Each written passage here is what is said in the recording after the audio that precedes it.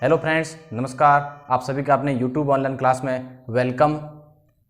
आज अपने एक बढ़िया टॉपिक्स के बारे में पढ़ेंगे और वो है अपना प्रतिरक्षा, इम्यूनिटी। क्या है अपना प्रतिरक्षा के बारे में पढ़ेंगे कि प्रतिरक्षा क्या है, ये शरीर के अंदर कौन कौन से कार्यों को करती है। प्रतिरक्षा, सबसे पहले बात करते हैं कि अपन कई बार रोगाणुओं के संपर्क में आए होंगे, लेकिन हम आसानी से रोगग्रस्त नहीं होते हैं। इनका कारण क्या है? हमारे शरीर के अंदर रोगों से लड़ने की क्षमता पाई जाती है। उस क्षमता को अपन क्या कहते हैं? प्रतिरक्षा कहते हैं। अर्थात अपने शरीर के अंदर रोगाणुओं से लड़ने की जो क्षमता है वो अपनी क्या कहलाती है? प्रतिरक्षा कहलाती है। क्या कहलाती है? प्रतिरक्षा कहलाती है। अपन कह सकते हैं शरीर में रोगों से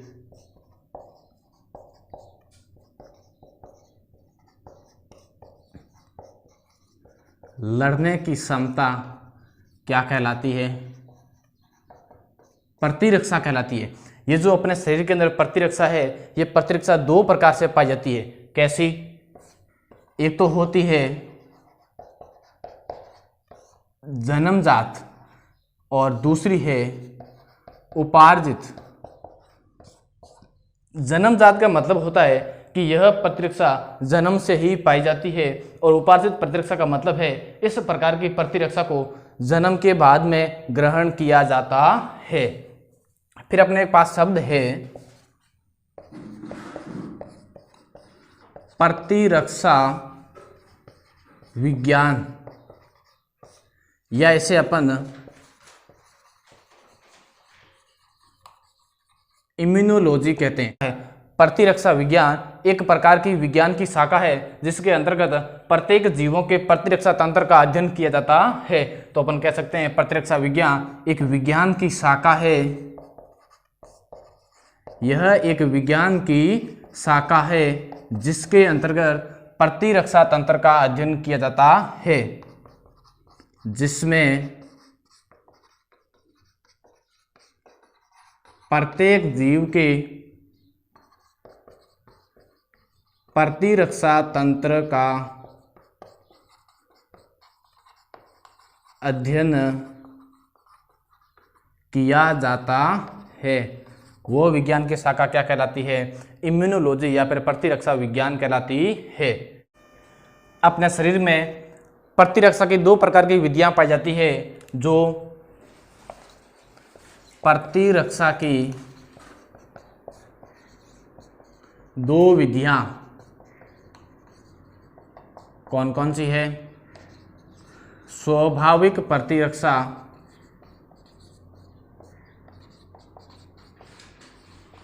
स्वाभाविक प्रतिरक्षा विधि, और दूसरी अपनी है उपार्जित प्रतिरक्षा विधि।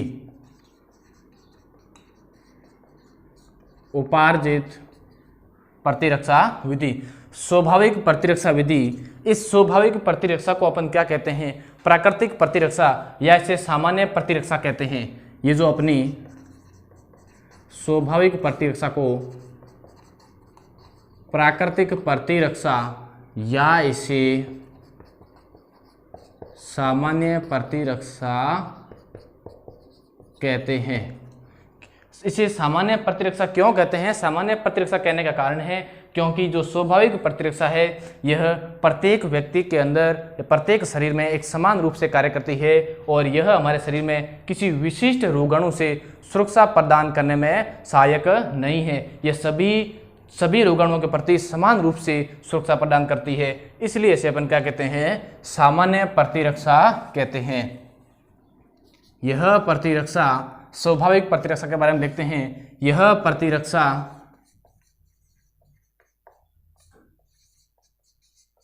शरीर में सभी रोगाणुओं से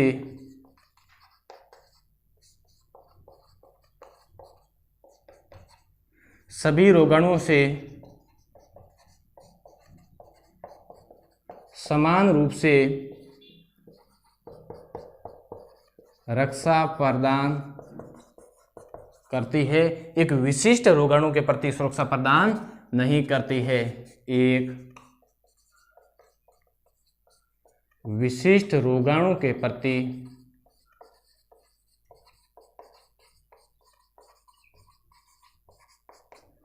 सुरक्षा प्रदान नहीं करती है। जब इसको अपन एग्जाम्पल से समझेंगे तब आपको अच्छी तरह से समझ में आ जाएगा। जैसे अपन बात करते हैं भौतिकीय अवरोध, ऐसे शरीर के अंदर कौन कौन से अवरोध है जो डायरेक्टली शरीर के अंदर वायरस या विषाणुओं को शरीर में प्रवेश होने से रोकते हैं। तो बात करते हैं जैसे इस भौतिकीय अवरोध के अंतर्गत हमारी त्वचा हो गई, हमारे नासा रोम हो गए, नाक के अंदर पाए जाने वाले महीन रोम, फिर हमारी श्लेष्मा हो गई। ये क्या करते हैं, शरीर के अंदर डायरेक्टली वायरस को, बैक्टीरिया को शरीर के अंदर प्रवेश होने से रोकते हैं। तो ये भी हमारे शरीर के अंदर क्या होगी, एक प्रकार से सुरक्षात्मक आवरण, या अपन कह सकते हैं इसको स्वाभाविक प्रतिरक्षा का ही एग्जाम्पल है। दूसरी अगर बात करें तो रासायनिक कारक या रासायनिक अवरोध, जैसे अपने शरीर में पेट के अंदर क्या पाया जाता है, HCl पाया जाता है। और HCl भी क्या करता है, अगर शरीर के अंदर कोई भी बैक्टीरिया, कोई भी जीवाणु या कोई भी कीड़ा शरीर के अंदर प्रवेश कर गया है तो इस HCl के कारण उसकी क्या हो जाएगी, डेथ हो जाएगी, उसकी मृत्यु हो जाएगी। तो ये भी अपने शरीर के अंदर एक प्रकार से क्या करता है, सुरक्षा का कार्य करता है। फिर बात करते हैं कोशिकीय अवरोध के अंदर, जैसे कोशिका के अंदर कौन कौन सी संरचना पाई जाती है जो हमें रोगाणुओं से सुरक्षा प्रदान करती है। जैसे कोशिका के अंतर्गत न्यूट्रोफिल्स है, न्यूट्रोफिल कोशिकाएं, और मोनोसाइट्स कोशिकाएं। यह कोशिकाएं रोगाणुओं से लड़ने में सहायक है, हमारे शरीर के सुरक्षा प्रदान करने का कार्य करती है। दूसरी प्रतिरक्षा के बारे में बात करते हैं, वो है अपनी उपार्जित प्रतिरक्षा विधि। सबसे पहली बात, उपार्जित प्रतिरक्षा विधि का मतलब है ऐसी प्रतिरक्षा जिनको जन्म के पश्चात शरीर द्वारा ग्रहण किया जाता है। ये जो उपार्जित प्रतिरक्षा है ये दो प्रकार से है, दो प्रकार की है। एक हो गई अपनी सक्रिय प्रतिरक्षा, दूसरी है अपनी निष्क्रिय प्रतिरक्षा।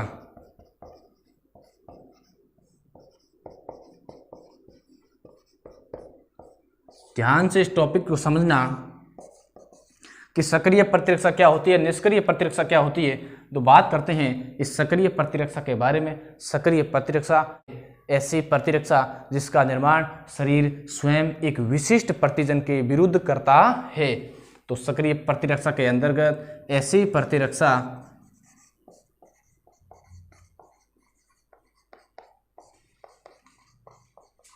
जिसका निर्माण शरीर स्वयं एक विशिष्ट रोगाणु या एक विशिष्ट प्रतिजन के विरुद्ध करता है। ऐसी प्रतिरक्षा जिसका निर्माण शरीर स्वयं एक विशिष्ट प्रतिजन के विरुद्ध करता है। और निष्क्रिय प्रतिरक्षा के अंदर शरीर स्वयं प्रतिरक्षा का निर्माण नहीं करता है, शरीर से बाहर बनी हुई प्रतिरक्षा को शरीर के अंदर प्रवेश करवाया जाता है।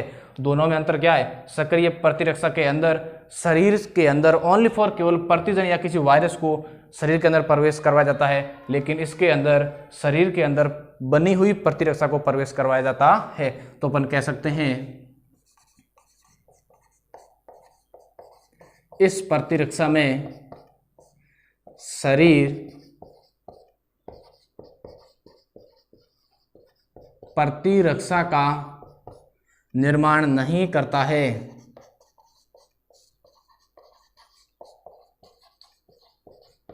शरीर स्वयं प्रतिरक्षा का निर्माण नहीं कर सकता है। बाहर से बनी हुई प्रतिरक्षा को, बाहर से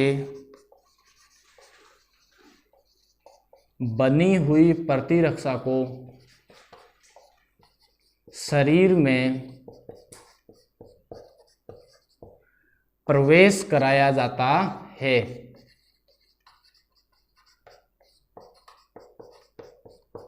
जैसे अब अपन इसको एग्जाम्पल के माध्यम से समझते हैं। पोलियो, आपने पोलियो का टीका लिया है, बिल्कुल लिया है। पोलियो के टीके के अंदर क्या होता है, पोलियो का निष्क्रिय वायरस, या अपन कह सकते हैं पोलियो का मरा हुआ वायरस।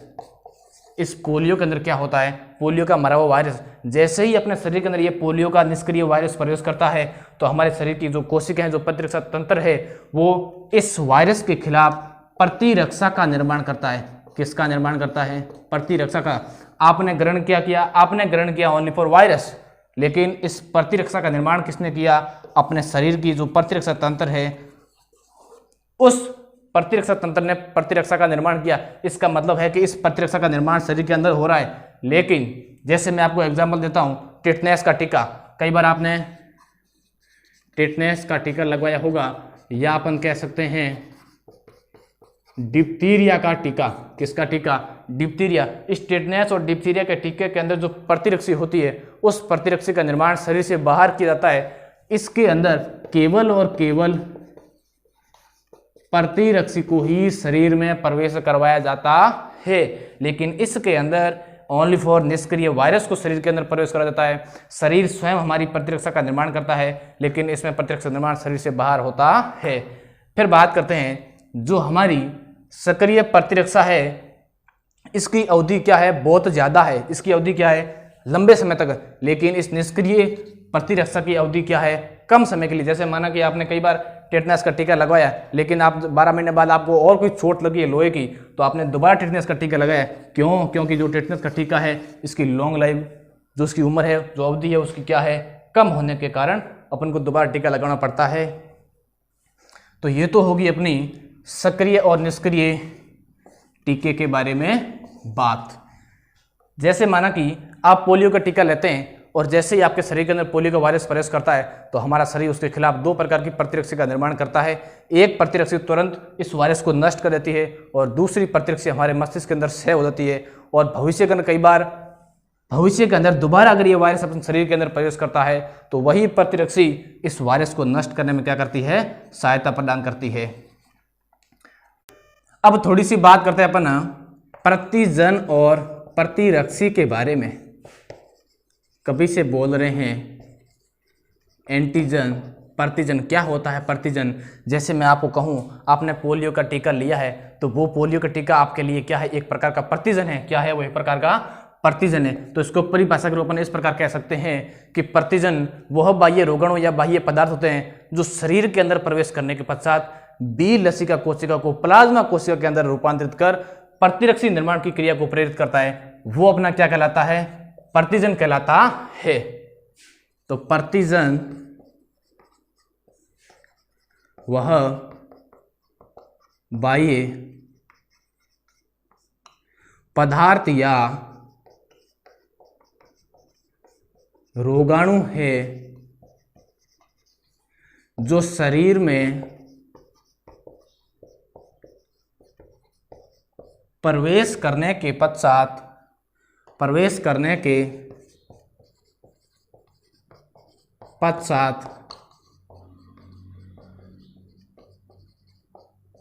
बी लसिका कोशिका को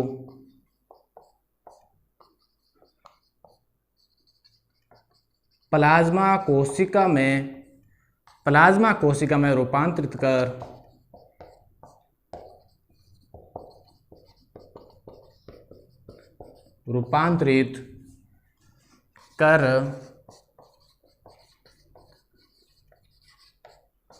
प्रतिरक्षी निर्माण को प्रेरित करता है। क्या कहलाता है अपना, एंटीजन कहलाता है, प्रतिजन कहलाता है। फिर साथियों थोड़ी सी बात करते हैं अपन प्रतिरक्षी के बारे में।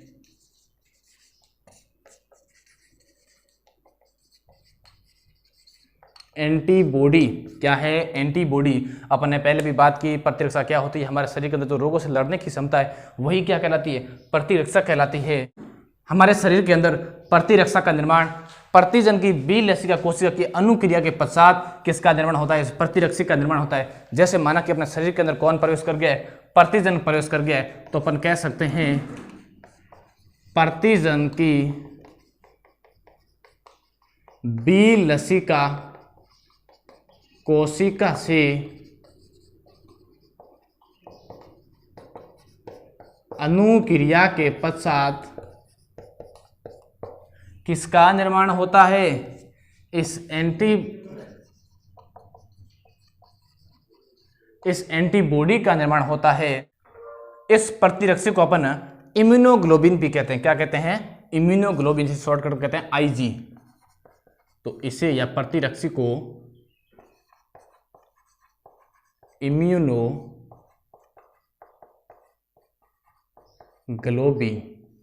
क्या कहते हैं? शॉर्टकट में आईजी भी कहते हैं। और यह प्रतिरक्षी हमारे शरीर के अंदर प्रतिजन को निष्क्रिय करना और उसे नष्ट करने में सहायक है। जो हमारे शरीर में प्रतिजन को पहचानना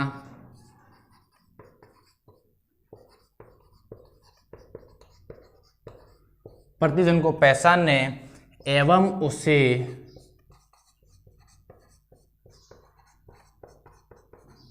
निष्क्रिय करने में सहायक है। कौन? यही अपनी प्रतिरक्षी। शरीर के अंदर प्रतिजन को पहचानना और उस प्रतिजन को पहचानने के बाद उसको निष्क्रिय करना, नष्ट करने का कार्य किसके द्वारा किया जाता है? इस प्रतिरक्षी के द्वारा किया जाता है। फिर अपन बात करते हैं प्रतिरक्षी की संरचना। अपने शरीर के अंदर प्रतिरक्षी की संरचना किस प्रकार पाई जाती है?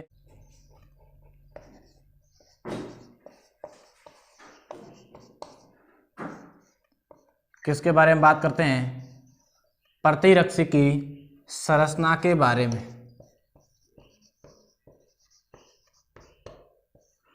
प्रतिरक्षी क्या होती है, इस शरीर के अंदर क्या कार्य करती है, इसके बारे में अपन ने पढ़ लिया।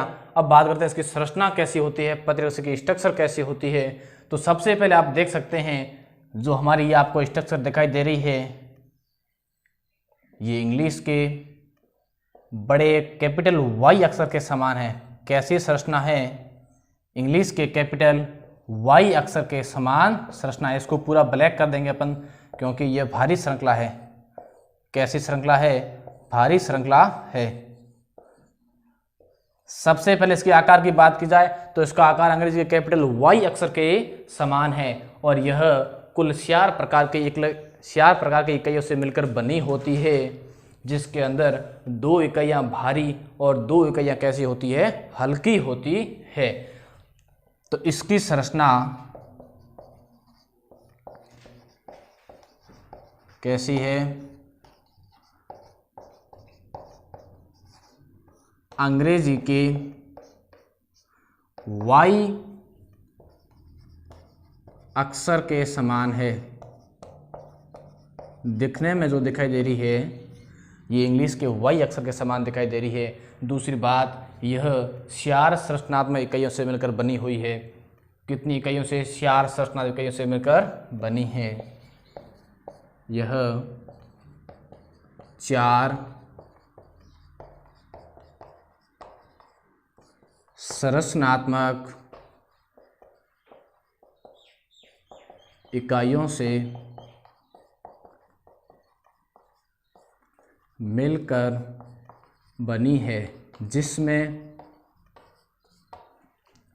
ये अपनी एक इकाई, ये दूसरी इकाई, इसी प्रकार ये अपनी तीसरी इकाई और ये होगी 4 इकाई। तो ये कुल कितनी इकाई से मिलकर बनी है? 4 इकाइयाँ। जो ये आपको मैंने ब्लैक डॉटेड किया हुआ है, ये इकाई, इसको अपन कहते हैं भारी इकाई। कैसी इकाई कहते हैं? भारी श्रृंखला कहते हैं। और जो इसके साइड में लगी हुई है, ये कैसी श्रृंखला है? ये हल्की श्रृंखला है। कैसी श्रृंखला है? हल्की श्रृंखला। तो अपन कह सकते हैं ये 4 संरचनात्मक इकाइयों से मिलकर बनी होती है, जिसमें 2 भारी व बड़ी तथा 2 हल्की व छोटी इकाइयाँ होती है। अपन भारी श्रृंखला को एस से प्रदर्शित करते हैं। किससे प्रदर्शित करते हैं? एस से, क्योंकि एस का मतलब होता है SAVY, हैवी यानी भारी, और हल्की को प्रदर्शित करते हैं एल से। एल का मतलब लाइट, लाइट मतलब हल्की। तो अपन कह सकते हैं जो भारी इकाई वो तो होगी अपनी एस, और हल्की इकाई वो अपनी क्या होगी? एल होगी। अब बात करते हैं, एक भारी इकाई और एक हल्की इकाई मिलकर एक प्रकार के SL द्विलिक का निर्माण करती है, अर्थात ये भारी इकाई और ये एक हल्की इकाई मिलकर एक द्विलिक का निर्माण करती है। किसका निर्माण करती है? द्विलिक का निर्माण करती है। तो अपन कह सकते हैं एक भारी इकाई एवं एक हल्की इकाई मिलकर एक द्विलिक, और द्विलिक को अपन क्या कहते हैं? SL द्विलिक, अर्थात अपन कह सकते हैं एक SL द्विलिक का निर्माण करती है। अब डायग्राम के अंदर देख सकते हैं, ये जो आपको दिखाई दे रहा है ये एक प्रकार का SL द्विलिक है। ये होगी अपनी भारी श्रृंखला, ये होगी अपनी हल्की श्रृंखला। तो अपन कह सकते हैं ये L और ये S दोनों मिलकर क्या है? एक द्विलिक है। और अपन कह सकते हैं दो द्विलिक मिलकर एक प्रतिरक्षी का निर्माण करते हैं। तो एक द्विलिक अपना ये हो गया और दूसरा द्विलिक अपना ये हो गया। तो इस प्रकार से दो द्विलिक मिलकर इस एंटीबॉडीज की संरचना का निर्माण करते हैं। हाँ, मिलकर द्विलिक का निर्माण करती है तथा दो द्विलिक मिलकर प्रतिरक्षी की संरचना का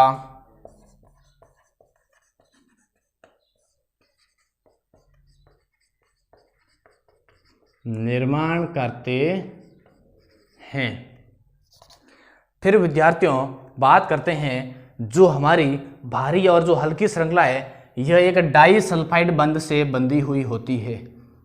कौन से बंध से बंधी होती है? Disulphide. आप देख सकते हैं यहाँ पर डबल एस लगाया हुआ है, ये अपना क्या है? डाई सल्फाइड बंध है। ये देख सकते हैं यहाँ पर डबल एस, इसका मतलब क्या? Disulphide. तो अपन कह सकते हैं एक भारी इकाई और एक हल्की इकाई डाई सल्फाइड बंध द्वारा आपस में बंधी हुई होती है। तो एक भारी व हल्की इकाई के बीच किस प्रकार का बंध पाया जाता है? तो वो है अपना डाई सल्फाइड बंध। एक भारी व हल्की इकाई के मध्य डाई सल्फाइड बंध पाया जाता है।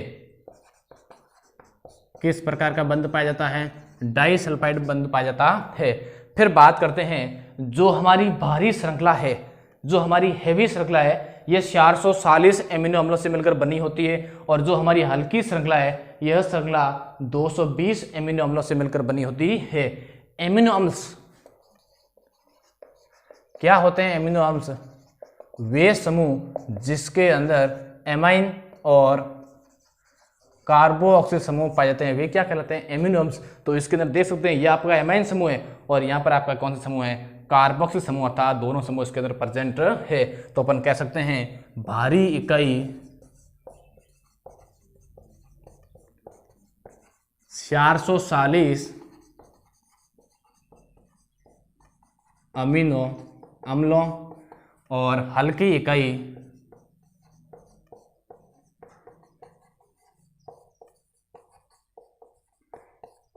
220 अमीनो अम्लों से मिलकर बनी होती है। तो समझ में आ गया, मिलकर बनी होती है। ये कौन सी है? भारी श्रृंखला 440 अमीनो अम्लों से और हल्की श्रृंखला 220 अमीनो अम्लों से। फिर विद्यार्थियों बात करते हैं जो ये हमारी श्रृंखला है, इस श्रृंखला के दो भाग है। कितने भाग है? दो भाग। एक जो आपको दिखाई दे रहा है ये वाला भाग कैसा भाग है? अस्थिर भाग है। और इसके नीचे वाला भाग, ये पूरा भाग क्या कहलाता है? स्थिर भाग कहलाता है। क्या कहलाता है? स्थिर भाग कहलाता है। बात करते हैं अस्थिर भाग क्या करता है। अस्थिर भाग एमाइन समूह की तरफ पाया जाता है और प्रतिजन क्रिया स्थल या प्रतिजन से क्रिया करता है। जो हमारा अस्थिर भाग है, ध्यान दीजिए, ये जो आप अंदर धंसी हुई संरचना दिखाई दे रही है, ये यहाँ पर ये अंदर धंसी हुई संरचना दिखाई दे रही है, यहाँ पर क्या करता है? प्रतिजन क्रिया करता है। और तो ये अपन कह सकते हैं प्रतिजन क्रिया स्थल है। तो अपन कह सकते हैं इस श्रृंखला के दो भाग है।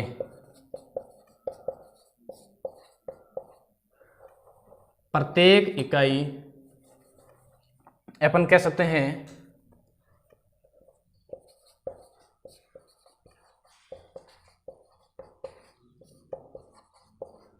इन इकाइयों के दो भाग है। कौन कौन से? अस्थिर भाग और दूसरा है अपना स्थिर भाग। अस्थिर भाग कहाँ पर पाया जाता है? यह NH2 समूह की ओर पाया जाता है तथा प्रतिजन से क्रिया करता है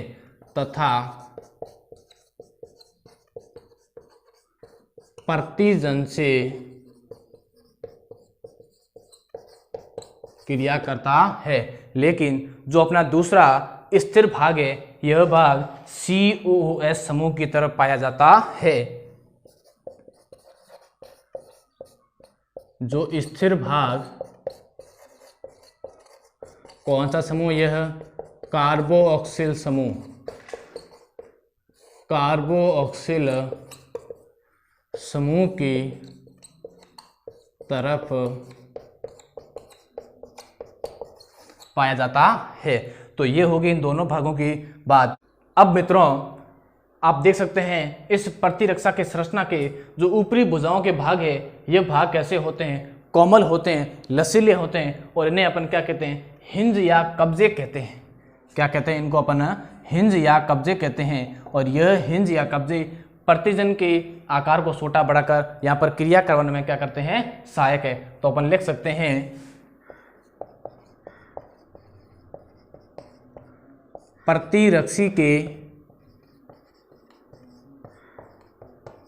प्रतिरक्षी के ऊपरी दोनों भुजाओं के सिरे कोमल या लचीले होते हैं और जिन्हें अपन क्या कहते हैं? हिंज या कब्जे कहते हैं। जिन्हें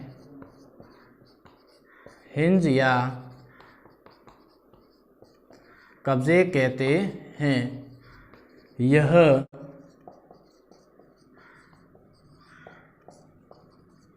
प्रतिरक्षी के छोटे बड़े आकार को समाहित कर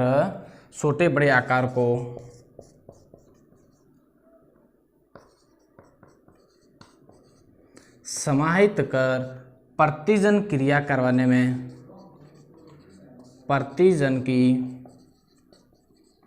क्रिया करवाने में सहायक है या मदद करते हैं। जो ये हमारे हिंज है, ये प्रतिजन के छोटे बड़े आकार को समाहित कर इससे क्रिया करवाने में क्या करते हैं? सहायक है। तो मित्रों, ये हमारे सामने प्रतिरक्षी की संरचना के बारे में अपन ने पढ़ा। थोड़ी सी बात करते हैं प्रतिरक्षी के प्रकार के बारे में। प्रतिरक्षी के प्रकार, प्रतिरक्षी है वो कुल कितने प्रकार की होती है? ये प्रतिरक्षी कुल 5 प्रकार की होती है। कितने प्रकार की होती है? 5 प्रकार की। जैसे IgA, IgE, IgD, IgG और IgM। ये 5 प्रकार की प्रतिरक्षी अपने शरीर के अंदर पाई जाती है।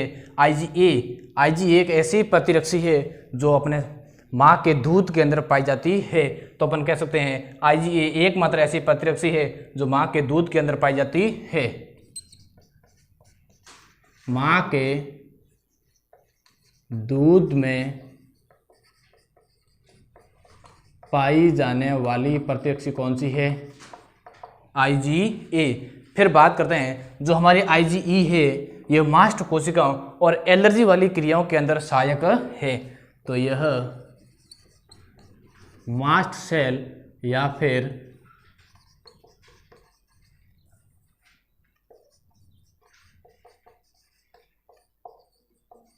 एलर्जी प्रतिक्रिया में भाग लेती है। फिर जो हमारी प्रतिरक्षा G है, यह प्रतिरक्षा एकमात्र ऐसी प्रतिरक्षा है जो प्लेसेंटा को पार करती है, आवल को पार करती है, अर्थात आवल प्लेसेंटा को पार करने वाली एकमात्र प्रतिरक्षी कौन सी है? वो है G, और अंत वाली है अपनी प्रतिरक्षी M। तो M प्रतिरक्षी शरीर में प्रतिजन की अनुक्रिया के पश्चात प्रथम प्रकार की उत्पत्ति होने वाली प्रतिरक्षी कौन सी है? IgM। शरीर में प्रतिजन की क्रिया के पश्चात प्रथम प्रकार की उत्पन्न होने वाली प्रतिरक्षी कौन सी है? IgM। तो ये अपने शरीर के अंदर 500 प्रकार की प्रतिरक्षियाँ पाई जाती है। तो आज अपन ने इस टॉपिक्स के अंदर प्रतिरक्षी के बारे में, प्रतिजन के बारे में, प्रतिजन की संरचना, प्रतिजन के प्रकार, इनके कार्य ये अपन ने पढ़े। आप इनको समझ सकते हैं, पढ़ सकते हैं। Thanks, all the best.